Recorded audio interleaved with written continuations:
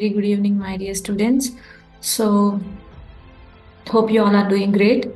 So, in this class, we are going to learn about pronouns, types of pronouns. So, many of my students are requesting me to create the videos or lectures in bilingual, which is Telugu and English. Okay. What do you mean by pronouns? Pronouns are the words that replace nouns in sentence to avoid repetition. I'm going to give you the text here. See, I hope this is visible clearly, right? So pronouns are the words that replace nouns in a sentence to avoid repetition and make the language choice more concise. Concise means so more clear. Okay, they play a crucial role in improving the flow of sentences. So pronouns ఎప్పుడు కూడా మనకి ఎలా use అవుతాయంటే నౌన్కి బదులుగా వాడటానికి మనకు pronounce అనేది use అవుతాయి. At the same time so repetition అనేది అవాయిడ్ చేయడానికి మనకి బాగా యూజ్ అవుతాయి. నా we are going to explore the types, the main types of pronouns. ఓకేనా? సో ప్రొనౌన్ అంటే ఏంటనేది తెలుసుకున్నాం కదా. ఇప్పుడు మనం ప్రొనౌన్స్లో ఎన్ని రకాలు ఉంటాయి, సో వాటి గురించి మనం ఇప్పుడు తెలుసుకుందాం. Coming to the first one is personal pronoun. So it is used to refer specific people or things. ఏదైనా ఒక పర్టికులర్ పర్సన్ గురించి కానీ ఒక పర్టికులర్ పర్సన్ యొక్క థింగ్స్ గురించి కానీ మనకి రిఫర్ చేయడానికి అంటే దాని గురించి చెప్పడానికి ఈ పర్సనల్ ప్రొనౌన్ అనేది యూజ్ అవుతుంది. For example I, you, he, she, it, we, they. So example sentences చూసుకుంటే she is going to the store. Coming to the second example ఏంటి, we will meet at the library. So ఇక్కడ మీ అన్న ప్లేస్లో మనం చాలా మందిని పెట్టుకోవచ్చు, అవునా? సో వి మీన్స్ మనము, షీ అంటే ఆమె. అక్కడ పేరు బదులు మనము షీ అనేది యూజ్ చేస్తున్నాము. ఇక్కడ వి అంటే ఎక్కువ మంది పీపుల్ కదా, సో వాళ్ళ ప్రతి ఒక్కళ్ళ పేరు ఇక్కడ ఇన్వాల్వ్ చేయాలి మనం వి అనేది రాయకపోతే, right? So that's all about personal pronoun. So ప్రతి ఒక్క టైప్ ఆఫ్ ప్రొనౌన్కి కూడా నేను ఎగ్జాంపుల్స్ అనేవి డిస్క్రిప్షన్ బాక్స్లో ఇస్తాను, ప్రాక్టీస్ ఎక్సర్సైజెస్. సో డెఫినెట్గా వాటిని ప్రాక్టీస్ చేయడానికి అయితే ట్రై చేయండి, ఎందుకంటే ప్రాక్టీస్ అనేది చాలా చాలా ఇంపార్టెంట్. ప్రాక్టీస్ అనేది లేకపోతే సో ఎటువంటి సబ్జెక్ట్ అయినా ఎటువంటి స్కిల్ అయినా కూడా మీరు గెయిన్ చేయలేరు. Practice is more important. Reflexive pronounce, మనం ఎక్కడ ఈ రిఫ్లెక్సివ్ ప్రొనౌన్స్ అనేది యూజ్ చేస్తాము అంటే, so this type of pronouns are used when the subject and object of a sentence are the same. మనకి సెంటెన్స్లో సబ్జెక్టు ఆబ్జెక్టు ఉంటుందన్న విషయం తెలుసు కదా. సో ఆ సబ్జెక్టు ఆబ్జెక్టు కూడా ఒకటే అయినప్పుడు మనము ఈ రిఫ్లెక్సివ్ ప్రొనౌన్స్ అనేది యూజ్ చేస్తామన్నమాట. ఓకేనా? సో సబ్జెక్ట్ మనమైతే ఆబ్జెక్ట్ ఏమవ్వాలి, అద్దంలో మన ఇమేజ్ అయి ఉండాలి. ఓకేనా? సో మన ఫేస్ని అద్దం ఎలాగైతే రిఫ్లెక్ట్ చేస్తుందో ఇక్కడ రిఫ్లెక్సివ్ ప్రొనౌన్స్ అనేవి అలాగే రిఫ్లెక్ట్ చేస్తాయి. సో ఎగ్జాంపుల్ వర్డ్స్ ఏంటి అంటే myself, yourself, himself, herself, itself, ourself, yourself and themself. ఓకేనా? సో సెంటెన్సెస్లో ఎలా యూసేజ్ ఉంటుంది, I cut myself while cooking. Okay, so they enjoyed themselves at the party. So ఇక్కడ ఈ సెంటెన్స్లో myself అనేది reflexive pronoun కదా. And the second ఎగ్జాంపుల్లో దెమ్ సెల్ఫ్స్ అనేది రిఫ్లెక్సివ్ ప్రొనౌన్ యొక్క example. Third one intensive pronouns. So ఇవి కూడా సేమ్ రిఫ్లెక్సివ్ ప్రొనౌన్స్ లాగే మనకు యూజ్ అవుతాయి. ఓకేనా? సో ఎలా యూజ్ అవుతాయి అంటే, రిఫ్లెక్సివ్ ప్రొనౌన్ ఎందుకు యూజ్ అవుతుందని చెప్పుకున్నాము, సబ్జెక్టు ఆబ్జెక్టు సేమ్ అయితే వాటిని మనం రిప్రజెంట్ చేయడానికి రిఫ్లెక్సివ్ ప్రొనౌన్స్ యూజ్ చేస్తాం, అవునా? సో ఇక్కడ ఇంటెన్సివ్ ప్రొనౌన్స్కి రిఫ్లెక్సివ్ ప్రొనౌన్స్కి ఉన్న ఒకే ఒక డిఫరెన్స్ ఏంటంటే, మరి ఇక్కడ మీరు గమనించుకోవచ్చు, ఇక్కడ ఐ కట్ మై సెల్ఫ్ అని ఉంది కదా. సో ఐ కట్ మై సెల్ఫ్కి మధ్యలో ఏ వర్డ్ వచ్చింది, ఇక్కడ వర్బ్ అనేది ఇవ్వడం జరిగింది, అవునా? అలాగే ఇక్కడ సెకండ్ సెంటెన్స్లో కూడా దేకి దెమ్సెల్స్కి, దే అనేది నౌన్ కానీ ప్రొనౌన్ కానీ అయి ఉండాలి, దెమ్సెల్స్ కూడా నౌన్ కానీ ప్రొనౌన్ కానీ అయి ఉండాలి, అవునా? సో వాటి మధ్యలో ఎలా వచ్చాయి, వర్బ్స్ అనేది వచ్చాయి. So coming to the next one, fourth one, demonstrative pronouns. Demonstrative pronouns వచ్చేసరికి it is used to point out specific things or people. ఏదైనా ఒక వస్తువు గురించి కానీ, ఒక పర్సన్ గురించి కానీ, మనుషుల గురించి కానీ పాయింట్ అవుట్ చేయడానికి ఈ డెమాన్స్ట్రేటివ్ ప్రొనౌన్ అనేది బాగా యూజ్ అవుతుంది. ఎగ్జాంపుల్స్ ఏంటంటే దిస్, దట్, దీస్, దోస్, ఇలా. ఓకేనా? సో ఇక్కడ మనం దేన్ని పాయింట్ అవుట్ చేస్తున్నాము? ఫేవరెట్ బుక్ అనేది పాయింట్ అవుట్ చేస్తున్నాం. ఎలా పాయింట్ అవుట్ చేస్తున్నాము? This is my favourite book. ఓకేనా? So coming to the next example చూడండి. I like those shoes. So those shoes మనం వేటిని హైలైట్ చేస్తున్నాము? వేటిని పాయింట్ అవుట్ చేస్తున్నాము? షూస్ని పాయింట్ అవుట్ చేస్తున్నాం. అవునా? సో మనం షూస్ని పాయింట్ అవుట్ చేస్తున్నప్పుడు అయ్యే కదా మనం ఇక్కడ యూజ్ చేసింది. ఓకేనా? ఐ అనేది ప్రణవును. సో షూస్ని ఇక్కడ మనం పాయింట్ అవుట్ చేస్తున్నాం. మన మధ్యలో దేన్ని యూజ్ చేసాము? దోస్ అనేది యూజ్ చేస్తున్నాం. ఓకేనా? సో ఇలా మనం ఒక వస్తువుని కానీ ఒక పర్సన్ కానీ పాయింట్ అవుట్ చేసేటప్పుడు మనము ఈ డెమాన్స్ట్రేటివ్ ప్రొనౌన్ అనేది యూజ్ చేస్తాము. Okay,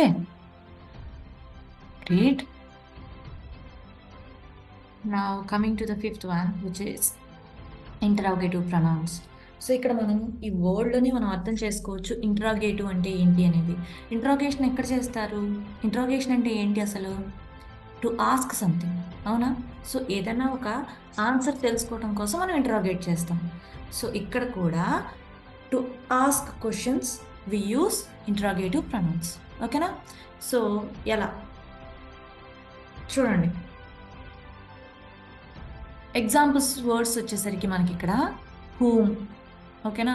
whom, who, whose, which, what. So ఇలా మనము ఈ క్వశ్చనింగ్ వర్డ్స్ని ఇంటరాగేటివ్ ప్రొనౌన్స్ అంటాం. ఓకేనా? సో ఎగ్జాంపుల్ సెంటెన్సెస్ కనుక మనం చూసుకున్నట్టయితే who is coming to the party. ఓకేనా? పార్టీకి ఎవరు వస్తున్నారు? ఇది హూ అనేది క్వశ్చనింగ్ ఫామే కదా. అవునా? మనం అడిగి తెలుసుకుంటున్నాం కదా. Is coming to the party అంటే అది ఆన్సర్ చెప్పినట్టుంది కదా. Okay, she is coming to the party అంటే అది ఆన్సర్ చెప్పినట్టు. కానీ ఎవరు వస్తున్నారు పార్టీకి అని అడుగుతున్నారు ఇక్కడ. సో హూ అనేది క్వశ్చనింగ్ ఫామ్ అనమాట. So what did you say? నువ్వేం చెప్పావు? Okay, coming to the sixth one, relative pronounce. So relative pronounce అని మనం ఇక్కడ ఎందుకు అంటున్నాం? ఎందుకు అంటే సెంటెన్సెస్లో ఉన్న క్లాసెస్కి రిలేట్ అయి ఉంటుంది కాబట్టి, రిలేషన్ని ఎక్స్ప్లెయిన్ చేస్తుంది కాబట్టి. ఒక సెంటెన్స్లో రిలేటివ్ క్లాస్ని ఇంట్రడ్యూస్ చేస్తుంది కాబట్టి మనము దీన్ని రిలేటివ్ ప్రొనౌన్ అంటాం. ఓకేనా? ఇక్కడ కూడా మనకి సేమ్ ఇంట్రాగేటివ్ ప్రొనౌన్స్ లాగే వస్తుంది, కానీ సెంటెన్స్ని బట్టి మనం ఇది ఇంట్రాగేటివా రిలేటివ్ ప్రొనౌనా అనేది మనం అర్థం చేసుకోవాలి. ఓకేనా? సో ఎగ్జాంపుల్ చూద్దాము. ఇంట్రాగేటివ్ ప్రొనౌన్కి రిలేటివ్ ప్రొనౌన్కి డిఫరెన్స్ ఏంటి అనేది కింద ఎగ్జాంపుల్స్లో మనకు అర్థమవుతుంది. The girl who is singing is my sister. ఓకేనా? సో హూ అనేది స్టార్టింగ్లో వస్తే అది మనకి ఇంట్రాగేటివ్ అవ్వచ్చు. ఓకే, కానీ ఇక్కడ మనకి ఎక్కడ వచ్చింది? మిడిల్లో వచ్చింది. The girl who is singing. ఆ పాట పాడేది, ఆ అమ్మాయి ఎవరైతే పాట పాడుతుందో తను నా చెల్లి. ఎవరైతే. ఓకేనా? ఈ అమ్మాయికి అక్కడ వాళ్ళ చెల్లికి పాట పాడే అమ్మాయికి రిలేషన్ అనేది చూపిస్తుంది అనమాట ఇక్కడ. అవును కదా? So coming to the next example చూడండి. The book that I borrowed is interesting. ఓకేనా? Book, the book that is borrowed. ఇక్కడ మనకి రిలేటివ్ ప్రొనౌన్ ఏమవుతుంది? దట్ అవుతుంది. అదే ఇక్కడ ఈ సెంటెన్స్లో రిలేటివ్ ప్రొనౌన్ హూ అవుతుంది. ఓకేనా? Coming to the next one, which is very important, indefinite. ఏంటది? Indefinite pronounce. ఓకేనా? సో ఇది దేన్ని రిఫర్ చేస్తుంది అంటే చూడండి, refers to non specific people or things. అంటే ఖచ్చితంగా మనకు తెలియదు అక్కడ ఎంతమంది పీపుల్ ఉన్నారు, తర్వాత ఎన్ని వస్తువులు ఉన్నాయనేది మనకు ఖచ్చితంగా తెలియనప్పుడు మనం ఈ ఇండిఫైనెట్ ప్రొనౌన్ అనేది మనం యూజ్ చేస్తూ ఉంటాం. ఓకేనా? So all, another, any, anybody, anyone, anything, ఏదైనా కావచ్చు, ఎవరైనా కావచ్చు, ఎన్నైనా కావచ్చు. ఓకేనా? ఏదో, వేరొకటి, అన్నీ, ఇలా ఎగ్జాంపుల్స్ వస్తాయి. దాంట్లో మనం ఖచ్చితంగా ఇది అని చెప్పలేం. ఓకేనా? ఒక పర్సన్ అని కానీ ఒక వస్తువు అని కానీ చెప్పలేదు. ఎనీథింగ్, ఏమైనా కావచ్చు. బోత్, 2. ఓకేనా? ఈచ్ ప్రతి ఒక్కటి, ఎయిదర్ అదైతే అది లేకపోతే ఇది. ఎవ్రీబడి ప్రతి ఒక్కళ్ళు, ఎవ్రీవన్ ప్రతి ఒక్కళ్ళు, అవునా? ఎవ్రీథింగ్ ప్రతి ఒక్క వస్తువు, ప్రతి ఒక్కటి. ఫ్యూ కొన్ని, మెనీ ఎక్కువగా, చాలా. నైదర్ అది కాదు ఇది కాదు. నోబడి ఎవరు కాదు. నన్ నో వన్. ఓకేనా? సో ఇలా ఇక్కడ మనం స్పెసిఫిక్గా ఒక పర్సన్ని కానీ థింగ్స్ని కానీ మనం మెన్షన్ చేయట్లేదు, రైట్? సో ఇటువంటి సిచ్యువేషన్లో మనం ఇండిఫినైట్ ప్రొనౌన్స్ అనేది మనం యూజ్ చేస్తాం. ఓకేనా?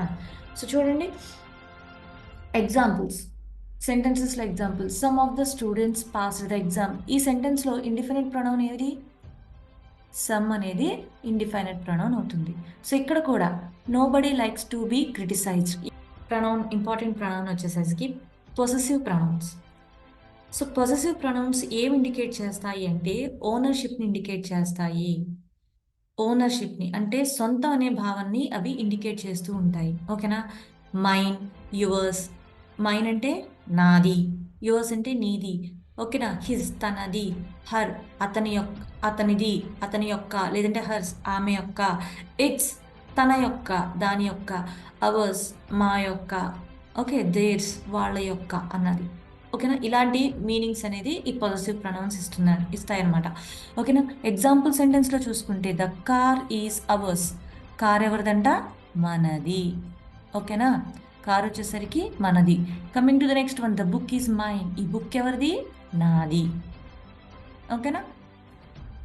So next very important pronoun ఏంటి అంటే reciprocal pronounce.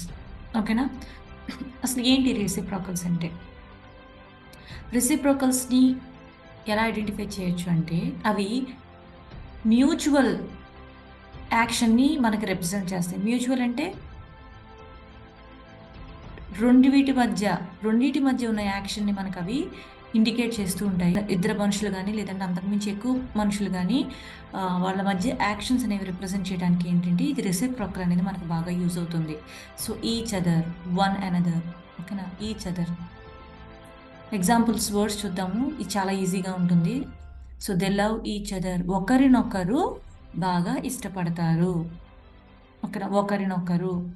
One another. Okay, the team members respect one another. So ఇక్కడ కూడా మనకి ఏ మీనింగ్ వస్తుంది? ఒకరినొకరు బాగా రెస్పెక్ట్ ఇచ్చుకుంటారు అనే మీనింగ్ అయితే మనకు వచ్చింది. ఓకేనా? సో నెక్స్ట్ ఇంపార్టెంట్ ప్రొనౌన్ ఏంటి అంటే చూడండి, ప్రిపోజిషనల్ ప్రొనౌన్స్. ప్రిపోజిషనల్ ప్రొనౌన్స్ అంటే చాలా ఈజీగా గుర్తుపట్టేయచ్చు. సో పార్ట్స్ ఆఫ్ స్పీచ్ అనేది మనకి వస్తే కంపల్సరీగా ఈ ప్రిపోజిషనల్ ప్రొనౌన్స్ని ఈజీగా ఐడెంటిఫై చేయొచ్చు. ఎలా అంటే ప్రిపోజిషనల్ ప్రొనౌన్స్ ఎప్పుడు కూడా ప్రిపోజిషన్స్ తర్వాత వాడబడతాయి. The cat is sitting next to the bag. ఆ పిల్లి ఎక్కడ కూర్చుందంట? బ్యాగ్కి తర్వాత వెంటనే కూర్చుందంట. కానీ ఆ బ్యాగ్ ఎవరిది? ఆమెది. అతనిది, వాళ్ళది అనే సిచ్యువేషన్లో మనము ఈ రెసిప్రోకల్ ప్రొనౌన్స్ అనేది యూజ్ చేస్తూ ఉంటాం.